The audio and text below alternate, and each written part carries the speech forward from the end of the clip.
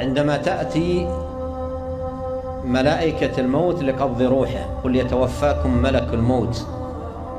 عندما يأتي ملك الموت لقبض روحه قبل أن تقبض روحه يبشر، وهو داخل في قوله لهم البشرى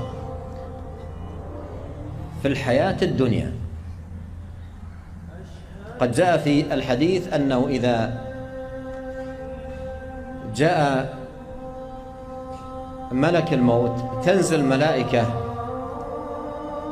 وهم ملائكة الرحمة ويكونون عن الميت مد البصر،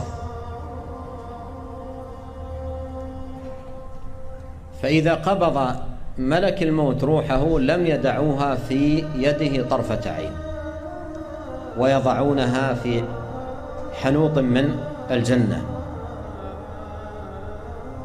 وجاء أيضا أنه يقال أبشر بروح وريحان ورب ولقاء رب غير غضبان، يبشر بذلك.